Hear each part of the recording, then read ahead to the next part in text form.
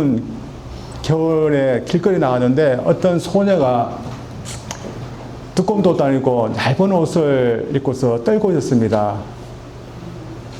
그리고 아마도 먹을 것을 얻어서 힘없이 서 있었습니다. 이 모습을 보고서 이 사람이 집으로 들어와서 하나님께 따지듯이 기도를 했습니다. 하나님, 이렇게 불쌍한 소녀를 대책 없이 이렇게 놔두면 어떻게 합니까? 하나님, 어떻게 좀 하셔야 되는 거 아닙니까? 하면서 하나님께 따지듯이 기도를 했답니다.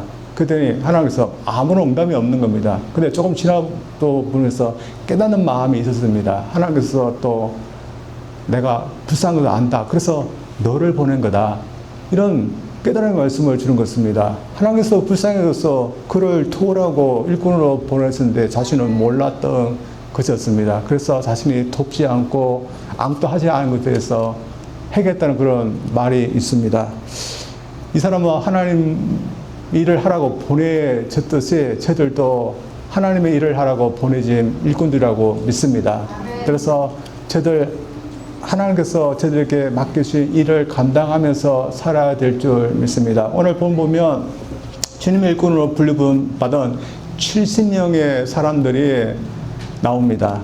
이들은 주님의 일을 하기 위해서 일시적으로 보내진 사람들이었습니다. 이 70명이 누구였을까요? 예수님을 따라다녔던 그런 사람들입니다. 그 중에는 12명의 제자들도 있었을 겁니다. 이들은 예수님이 같이 있는 동네에 앞서가서 예수님의 그 사역을 미리 했던 그런 사람들이었습니다. 주님은 당시 북쪽에 있던 갈릴리 지역에서 3년 동안 사역하셨다가 남쪽 유다 지역으로 내려오고 있었습니다. 예수님께서 유다에 내려오시면 구속 사역을 완성하실 것입니다. 십자가에서 죽으시고 부활하시는 그 구속 사역을 완성하실 것입니다. 그래서 예수님의 그 구속 사역은 막바지를 향해서 가고 있었습니다. 그래서 예수님께서 막바지로 향해 가고 있는 이때 70명을 보내서 자신이 가야 될 그 동네에 먼저 들어가서 사역을 하시게 된 것이었습니다. 그래서 어떤 의미에서 70명을 한꺼번에 보내서 주님의 일을 하게 된 것은 처음이자 마지막인 것입니다. 그 이후에는 70명을 다시 보냈다 하는 것은 말이 없습니다. 그러나 주님의 일이 그것으로 끝난 것은 아닙니다. 주님이 오실 때까지 항상 주님은 계속해서 주님의 일을 하라고 일꾼들을 보내시게 되는 거고, 또한 그로 인해서 저들이 또한 일꾼으로서 부름받았다고 믿습니다. 그래서 70명이 주님의 일을 하기 위해서 보내는데 어떤 일을 했는지 보면서 저들도 무엇을 감당해야 되는지 보기를 원합니다. 먼저 주님이 그들에게 맡기신 일은 하나님의 일인 것입니다. 본문 말씀 1절과 2절을 읽습니다. 그 후에 주께서 따로 70인을 세우사 친히 가시는 각 동네와 각 지역으로 둘씩 앞서 보내시며 이르시되 추수할 것은 많되 일꾼이 적으니 그러므로 추수하는 주인에게 청하여 추수할 일꾼들을 보내주소 하라. 주님은 70명을 둘씩 짝지어서 보내면서 그들에게 말씀하시기를 추수하는 일꾼으로 보낸다, 이런 말씀을 하고 있습니다. 농부가 농사를 다 짓고 난 후에 추수를 할 때 손이 필요하면 품을 삽니다. 그래서 일꾼들을 삽니다. 지금 이 동네에 가서 먼저 주님의 일을 해야 될 이 사람들은 마치 추수꾼으로서 추수하는 그런 일을 할 사람들이라고 말하고 있는 겁니다. 그렇다면 그 일을 하게 해서 추수가 되게 하도록 일을 만드신 그런 분이 있는 겁니다. 그분이 그 일이 다 되었기 때문에 추수를 하러 일꾼들을 보내는 건데 그 일을 만드신 분이 누굴까요? 하나님이라는 것을 말씀하고 있습니다. 그래서 오늘 본 말씀은 너희들이 일꾼이 더 필요하면 추수하는 일꾼에게 일꾼들을 더 보내달라고 하라, 이런 말씀을 하고 있습니다. 주님께서 그들을 보내신다면 주님께서 더 보내주겠다 이렇게 말씀하실 것 같은데 오히려 추수하는 일꾼에게 일꾼들을 더 보내달라, 이렇게 간청하라, 이 말씀을 하고 있습니다. 하나님 아버지가 모든 일에 주권자이심을 말씀하고 있습니다. 그래서 하나님이 이 일을 하게 하시는데 하나님께서 이 추수되기까지 일을 만드신 그 일이 뭘까요? 그것은 우리를 구속하는 그 구속 사역을 말씀하고 있습니다. 그래서 하나님은 우리를 구속하기 위해서 일을 만드셨습니다. 언제부터 시작된 것일까요? 태초 전부터 하나님께서 우리를 구속하기 위해서 일을 계획하시고 일을 진행해 왔습니다. 그래서 이 일은 곧 당신의 아들 예수님이 십자가에 죽으심으로 말미암아 완성되게 될 겁니다. 그래서 이 70년이 가서 해야 될 일은 하나님께서 완성하신 그 구속의 일이 이제 완성되었으니까 구원받으라 초청하는 그 일인 것입니다. 그래서 그들의 일은 하나님의 초청장을 가지고서 전달하는 그 일인 겁니다. 그래서 그들을 받아들이면 하나님의 그 초청장을 받아들이는 거고, 받아들이지 않고 거부하면 그들이 아니라 하나님의 그 초청을 거부하는 것입니다. 하나님의 초청장을 가지고 가는 게 참 기쁜 일이지만 그러나 중대하고 심각한 일인 것입니다. 오늘 저에게도 같은 일이 맡겨지기 때문에 매우 기쁜 일이라고 믿습니다. 저들이 추수하는 일이 얼마나 기쁩니까? 그러나 참 매우 심각하고 중대한 일인 것입니다. 저들이 초청을 하는 그런 일이 하나님께서 우리에게 맡기신 그 중대한 일인 것을 저들이 믿고 할 수 있기를 원합니다. 사실 누가 이 구원으로 초청할 수 있습니까? 오직 하나님만이 일을 만드시고 구원의 일로 초청할 수 있는 겁니다. 그래서 이 구원의 초청을 거부한다면 다른 구원의 초청이 없다는 것을 의미합니다.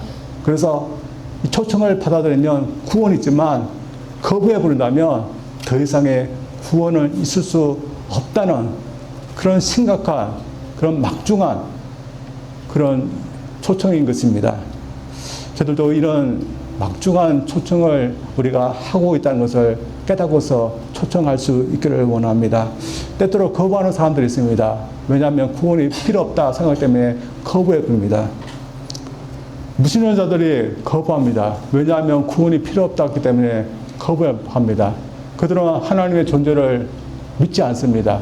하나님의 존재를 믿지 않으니 죄를 지을 대상이 없고 또한 지옥도 없고 죄의 형벌도 없는 겁니다.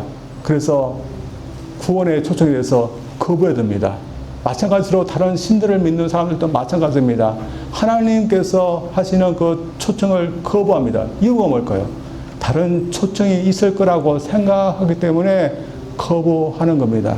그러나 오직 우리로 하여금 구원으로 초청할 수 있는 분은 오직 하나님께서 우리에게 맡기신 그 초청만이 있는 것입니다. 이러면서 저들에게 맡기신 그 초청이 오직 유일한 구원으로 초청임을 믿고 저들이 할 수 있기를 원합니다. 그렇다면 저희들이 어떻게 초청해야 될까요? 교회에 훌륭한 성인들이 있으니 그 성인들을 믿으면 구원받을 수 있다 하면서 초청해야 될까요? 아니면 교회에 오면 선한 사람이 될 수 있다. 그래서 선한 행동으로 우리가 구원받을 수 있다 하면서 초청해야 될까요? 우리가 그렇게 한다면 아무도 구원받을 수 없는 겁니다. 오직 우리를 구원할 수 있는 분의 근세를 의지하라고 또한 맡기라고 초청해야 되지 구원이 있을 수 있는 겁니다. 오직 우리를 구원할 수 있는 근세를 갖고 있는 그분이 누굴까요? 예수님만이 우리를 구원할 수 있는 근세를 갖고 있는 겁니다. 그래서 초청은 그분의 우리를 구원할 수 있는 그 근세, 우리를 맡겨라, 믿더라, 그렇게 초청하는 겁니다.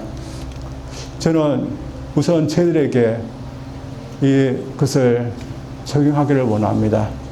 누구든지 이 초청에 다 결단을 해야 됩니다. 여러분, 저들은 예수님을 믿는 이 초청에 여러분 결단을 했습니까? 그래서 내가 죄인이고 구원이 필요한 사람인데 내가 예수님을 믿겠습니다. 예수님이 나를 구원하실 것을 내가 믿습니다 하면서 그분을 믿고 그분 앞에 우리를 맡길 수 있다고 저들 결단했습니까? 여러분 다 결단해야 됩니다. 그래서 다 그 초청을 받아들입니다. 때때로 받아들이고 다는 것이 결단하는 것이 참 믿음이 필요합니다. 왜냐하면 잘 알지 못하는 그 부분에 대해서 내가 해야 될까 말까 그렇게 망설여지지만 그러나 믿음으로 맡길 때 주님께서 우리를 구원하는 그 구원을 우리에게 줄 줄 믿습니다.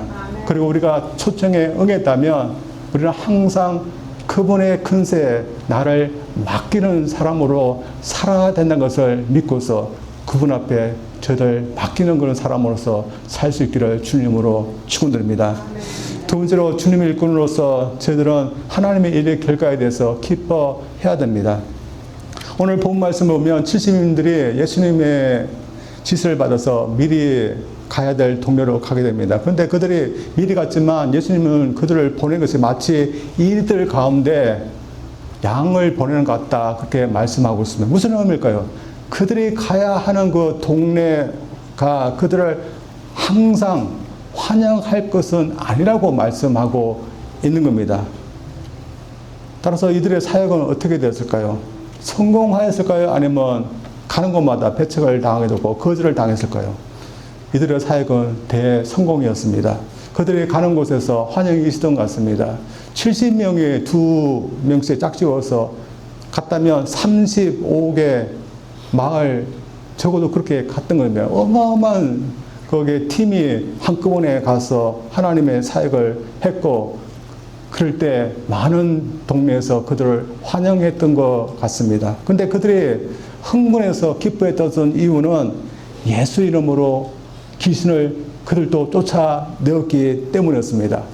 여러분, 이들은 예수 이름으로 나가라 할 때 귀신이 쫓아나오고 병자가 낫는 것을 직접 보았습니다. 여러분, 우리는 그렇지 않을까요? 우리도 예수님의 보내심을 받아서 어느 동네에 갔는데 저희들이 예수 이름으로 귀신을 나가라 할 때 귀신이 나갑니다. 병자가 치료됩니다. 우리도 흥분할 건데 이 사람들도 그렇게 흥분해하고 기뻐했던 겁니다. 이러고는데 예수님을 통한 하나님의 구원하는 일은 죄를 사해서 형벌로부터 구원받는 일이지만 그 일을 위해서는 마귀와 마귀의 일을 패하고 사망도 패하는 일이 있어야 하는 것입니다. 그래서 그 일은 예수님께서 이 세상에 오시고 사역할 때부터 이미 있었습니다. 근데 예수님은 이 70명의 제자들에게도 이 마귀의 일을 피하는 일을 하게 하시던 것이었습니다. 그래서 우리를 구원하는 그 일은 총체적인 그런 일인 것입니다. 우리가 구원받게 될 때 우리는 무엇으로부터 구원받게 될까요? 그때 마귀와 귀신들이 여전히 활동할까요? 사망이 여전히 활동할까요? 마귀와 귀신들은 더 이상 활동하지 못하게 됩니다. 왜냐하면 하나님께서 그들을 불모, 그 지옥에 던져 넣기 때문입니다. 지옥에 던져진 그들이 더 이상 활동을 할 수 없는 겁니다. 그래서 마귀의 일이 완전히 패해지는 겁니다.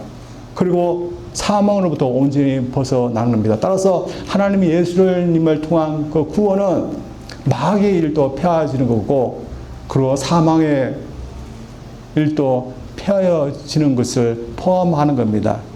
만약에 하나님께서 우리를 구원하기 위해서 하나님께서 용서하셔서 우리가 하나님의 백성이 되고 하나님의 자녀가 되지만 천국에 갔더니 여전히 사망이 있다면 어떻게 할까요?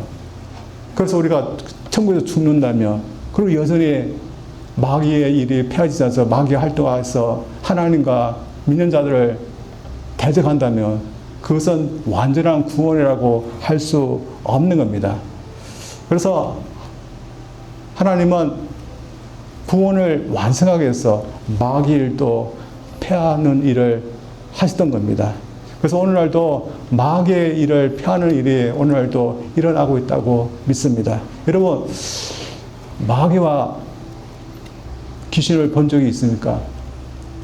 그 마귀와 귀신이 지금도 활동하고 있는데 하나님의 그 역사에서 이것이 취합되고 있음을 우리는 믿어야 됩니다.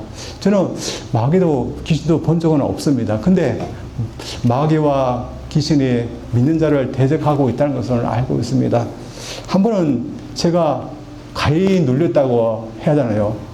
잠을 자는데 꼼짝하지 못하는 그런 경험을 했습니다. 2번을 했습니다. 그래서 저는 이 경험이 제가 단지 피곤해서 움직이지 못한 그런 눌림의 상태라고 생각하지 않습니다. 왜냐하면 꿈인지 생생인지 모르지만 제가 뭔가에 눌려서 꼼짝하지 못하고 있을 때 제가 그래도 믿음 있는 사람이지 않습니까? 예수님 그렇게 부르면 될 것 같았습니다. 그래서 막 예수님 하는데 안 되는 겁니다. 왠지 툭 눌려서. 근데 어떻게 하다가 예수님 하고 하게 됐습니다. 근데 신기하게도 예수님 하자 저를 눌렀던 세력이 떠나는 것입니다. 2번이나. 그래서 저는 마귀가 있다고 믿고 또한 마귀를 대적할 수 있는 능력이 예수님에게 있음을 저는 경험하고 또한 믿고 있습니다. 그런데 지금도 이런 은사를 갖고 사역하는 분들이 있습니다. 한국에 어떤 목사님이 계시는데 그분이 주로 전도하시는 사역 대상은 점쟁이 막 무당들입니다. 신내림 없이 가짜로 무속인들이 된 사람도 있지만 진짜 신내림이 내려서 무속인이 된 사람들도 있습니다. 근데 이 목사님은 주로 그런 무속인들을 대상으로서 사역을 하는 겁니다. 여러분 아무나 이런 사역을 할 수 있을까요? 제가 1년 전에 한국 갔더니 한국에 왜 이렇게 많은 무속인들이 집들이 많은데 특별히 대구 지역이 그렇게 있습니다. 골목골목마다 무속인들의 집들이 있습니다. 지나가는데 그래서 제가 믿는 사람인데 겁이 나는 곳이었습니다. 근데 이분은 이런 분들을 상대로 해서 사역을 하시는 겁니다. 하나님께서 그 감당할 수 있는 은사를 주셨기 때문에 감당해서 전도하시고 전도할 때 많은 무속인들을 귀신의 그런 밑에서 건져내서 하나님을 섬기는 구원받도록 하시는 일을 감당했던 것입니다. 저들도 참 귀신을 쫓아내고 병도 고치고 또한 여러 능력 있는 사역을 했으면 좋겠습니다.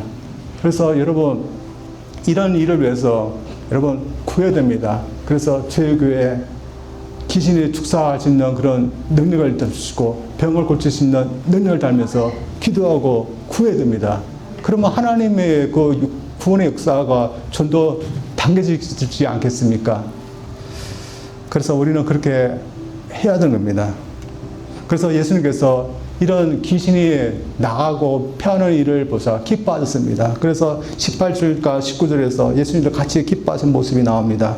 예수께서 이르실 때 사탄이 하늘로부터 번개같이 떨어진 것을 내가 보았노라. 내가 너에게 뱀과 정글을 밟으며 원수의 모든 능력을 지혈할 큰 능을 주었으니 너를 해칠 자가 결코 없으리라. 예수님도 상당히 기뻐했다는 것을 말합니다. 근데 예수님께서는 이렇게 기뻐하셨지만 그러나 더 기뻐할 것이 있다. 너희는 그걸로 해서 기뻐해라 하신 말씀이 있습니다. 20절입니다. 그러나 귀신들이 너에게 항복하는 것으로 기뻐하지 말고 너희 이름이 하늘에 기록된 것으로 기뻐하라 하시니라. 너희 이름이 하늘에 기록되었다. 이 말씀은 구원에 대해서 말씀하는 겁니다. 너희들이 구원받았다. 이 말씀을 다르게 말하면 너희 이름이 하늘에 기록되었다. 이 말씀을 하고 요한계시록 보면 참 생명책에 대한 말씀이 나옵니다. 한번 읽어보겠습니다. 요한계시록 20장 12절과 15절입니다. 또 내가 보니 죽은 자들이 큰 자나 작은 자나 그 보좌 앞에 서 있는데 책들이 펴있고 또 다른 책이 펴져 있으니 곧 생명책이라. 죽은 자들이 자기 행위를 따라 책들에 기록된 대로 심판을 받으니 누구든지 생명책에 기록되지 못한 자는 불못에 던져지리라. 이게 생명책에 그들의 이름이 기록된 것으로 인해서 기뻐해라. 여러분 어떻습니까? 여러분 예수님을 믿는다고 저는 확신합니다. 저희들 눈으로는 예수님 믿는 사람인지 아닌 사람인지 모르지만 예수님을 믿었기 때문에 여러분의 이름이 천국에 있는 그 생명책에 여러분 이름이 지금 적혀 있다고 확신하기를 원합니다. 여러분, 지금 저들은 기뻐해야 됩니다. 언제 저들이 가장 기뻐할까요? 저들이 천국에 갈 때 반드시 그것을 보고서 기뻐할 겁니다.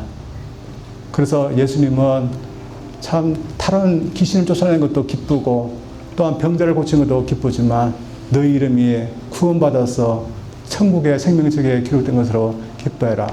얼마나 기쁘고 얼마나 좋은 것이면 귀신을 쫓아내는 것보다, 능력을 행하는 것보다 더 기뻐하라고 하시는 것일까요?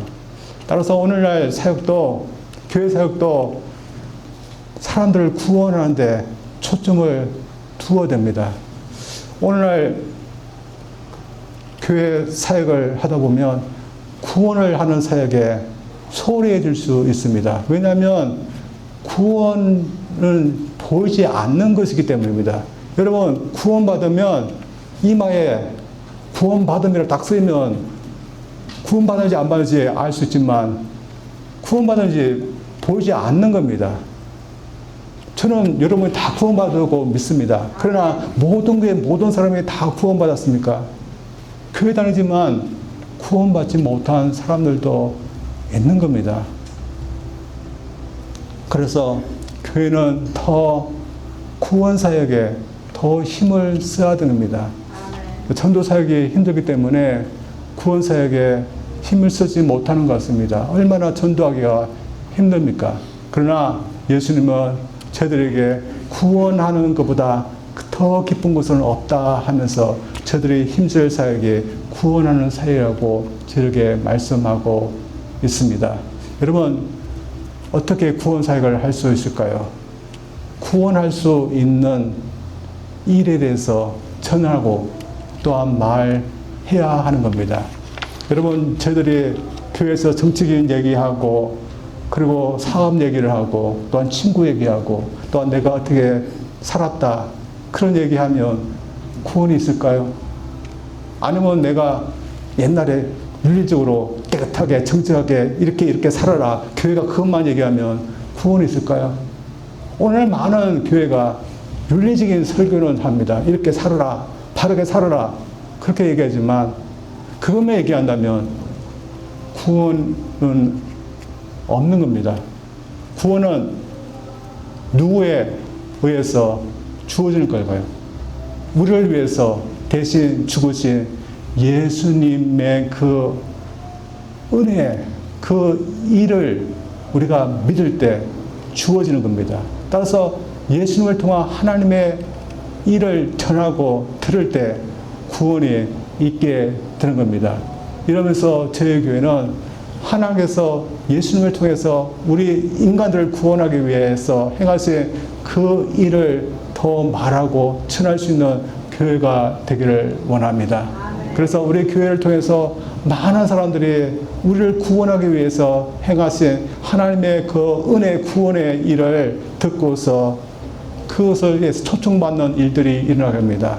우리가 다 초청한다 하면서 다 듣고 들어오는 것은 아닙니다. 그러나 하나님께서 우리에게 주신 그 초청의 말씀을 전하다 보면 어느 순간은 어떤 사람은 마음을 열고 나도 믿어야겠다면서 자신을 맡기는 일이 일어나게 됩니다. 여러분, 우리가 그렇게 할 수 있기를 원합니다. 그래서 제 교회에 하나님의 그 구원에 하셨다는 그 일들을 많이 얘기해서 구원하는 일들이 우리 교회에 많이 일어나기를 원합니다. 무디 목사님의 그 예화만 하나 더 들고 마치겠습니다. 옛날 무디라는 그런 목사님이 계셨습니다. 여러분 다 아시는 그런 부흥 강사 목사님이 있습니다. 무디 목사님이 어느 날 은혜를 받아서 하루에 한 사람에게 반드시 복음을 전하겠다 결심을 하게 됐습니다. 그래서 이 목사님이 하루에 한 사람씩이라도 계속 나가서 복음을 전하는데 어느 날은 한 사람도 전도하지 못했습니다. 밤이 깊어가는데 가책은 계속 되는 겁니다. 그래서 이분이 할 수 없이 밖에 나가서 났는데 딱 한 사람밖에 없었습니다. 술을 드셨던 한 분이 있는데 그 한 분에게 전도하기로 했습니다. 그래서 찾아가서 소리 질렀습니다. 예수님을 아십니까? 하면서 소리를 질렀습니다. 그랬더니 이 술을 드신 이분이 버럭 화를 내는 것입니다. 그 화를 내니까 그냥 아무 말도 못하고 그냥 돌아왔답니다. 근데 예수님을 아십니까? 이 말이 한마디가 효과가 있었을까요? 없었을까요? 효과가 있었답니다. 3개월 동안 계속 이 말이 그 술을 드신 분의 머릿속에 떠나지 않고, 그래서 내가 예수님을 알까? 예수님을 믿어야 할까? 고심하게 됐답니다. 그래서 그냥 예수님 앞에 내 자신을 내드려야겠다 하면서 교회를 찾아왔고, 그래서 구원을 받았다고 합니다. 저들 하나님께서 우리에게 초청하는 그 말씀을 우리가 계속 전할 때 누군가는 초청의 말씀을 듣고 구원받게 될 줄 믿습니다. 하나님께서 우리에게 가장 좋은 선물이라고 주신 것은 구원입니다. 우리가 이 구원을 주기 위해서 하나님의 일을 전할 수 있는 저희 교회 되기를 주님으로 축원드립니다. 기도합니다.